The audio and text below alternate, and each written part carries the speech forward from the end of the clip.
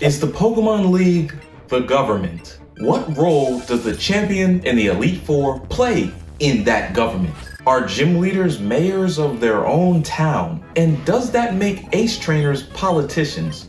We are nearing 10 generations and 3 decades of Pokemon, and there has not been not near one reference to a king or a president, except for the president of the Pokemon fan club, and you know that does not count. And now that I think about it, the most powerful person in the Pokemon universe that's not necessarily powerful because of his Pokemon is the chairman of Sword and Shield, the president of Silph Co., Cyrus from Team Galactic, Looker, the international police officer? But who's making decisions for each country, or does a city-state system exist? Hey, I am The Bread Show. My name is Kyle.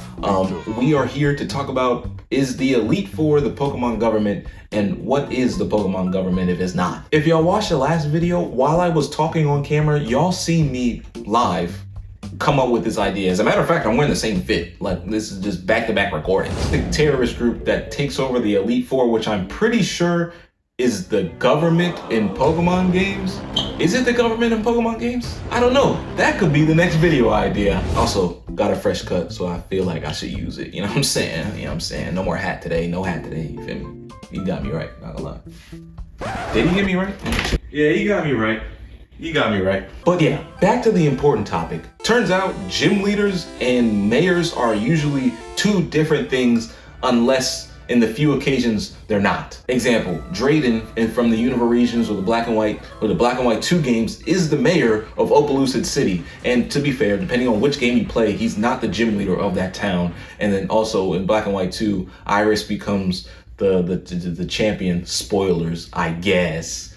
And Drayden is the champ. But yeah, Drayden is a gym leader, but also the mayor of Opelucid City. And I don't know how canon you think the anime is pertaining to the Pokemon universe, but there are many mayors that appear in different episodes that aren't gym leaders, just flat out. And after looking into the Pokemon Adventures manga, which I highly recommend because that has totally different vibes of any Pokemon game you've ever played or anime you ever watched. But yeah, the Pokemon Adventures manga, the only responsibility Drayden says that he has as mayor is public safety, and we all know that that is lame. But this video ain't finna be me just asking questions, you know what I'm saying? After playing Pokemon for a long time, after talking about Pokemon on this channel for a long time, I'm finna come up with some conclusions. And I found some stuff in my research.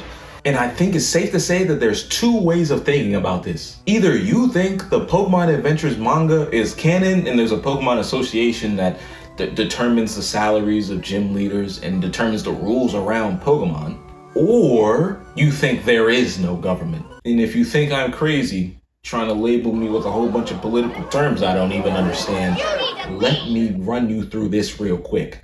Pokemon Emerald, there was 2 legendary animals trying to flood the whole earth and dry it out at the same time, and not one government from one country, the Hoenn Sinnoh, whatever country was ever present. It was just you, Wallace, and Steven. In Pokemon Emerald, Steven wasn't even a champion, and Wallace wasn't a gym leader. He was the champion. Steven was just a strong guy. Another example, in Sinnoh and Unova, 2 different organized militias were doing public demonstrations with 0 resistance. You want another example? Okay, in the Kanto region, an organized crime group took over one of the most important companies in all of Pokemon, not just the Kanto region, in all of Silph Co. Silph Co is credited for making Master Balls, Pokeballs, potions, goggles. And Silph Co has even made Pokemon, Porygon, and I'm pretty sure Mew and Mewtwo. And that organized crime group also took over a gym in a small city or a small town called Viridian with 0 resistance. It was a mafia playground. They took over an arcade without one officer in sight. Oh, that didn't convince you? In Sword and Shield, there was a guy running the Pokemon League out of a soccer stadium. And he turned out to be despicable. So we touched on a whole lot of different areas of crimes. You know, there's a lot of labels and a lot of different labels of crimes, and there has been yet a government, a king, a public defender. I mean, like, what are we talking about here? And each time it was a player and a champion.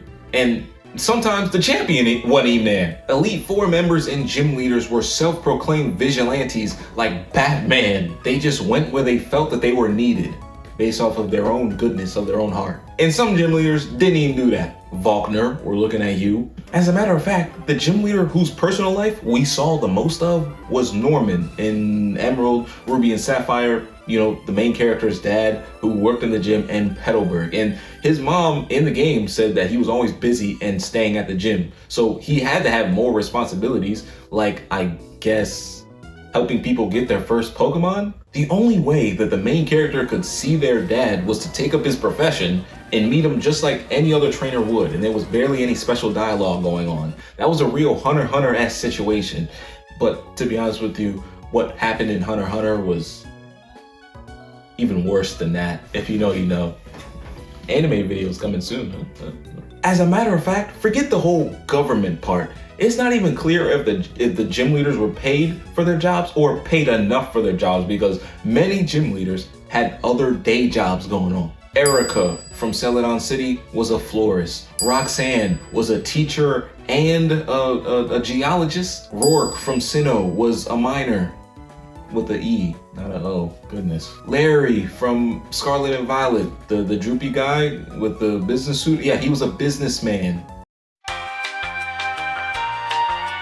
Lieutenant Surge from the Kanto games was, wait, what? Lieutenant Surge? Lieutenant of what? Lieutenant of what? Lieutenant of an army. Now, yes, this was early in the Pokemon games, but if you check the fame checker from even Pokemon Fire Red, when they redid the games, if you check the fame checker, it said that not only was he American, but he was an American pilot that flew planes during the war. And he powered his planes with Pokemon, with electric type Pokemon, I presume. And my goodness, I just got this thought, but I hope he did not have Voltorbs and Electrodes, because we all know what they're good for. Man, that is dark. That is actually dark. So I guess that's it. I guess that Lieutenant Surge is the closest thing we've gotten to any resemblance of a government official, a person of public trust. Like Lieutenant Surge is lieutenant of something somewhere, and not only is he lieutenant of an army in a war, he was American. Like that's the part that really gets me. Because there's no character in there that references any other country, including Japan. And where is America? If I had to say which region closest resembled America, it would be Unova that was closest to America as like a country. But I'm gonna stop talking, because that may be a whole nother video idea in itself.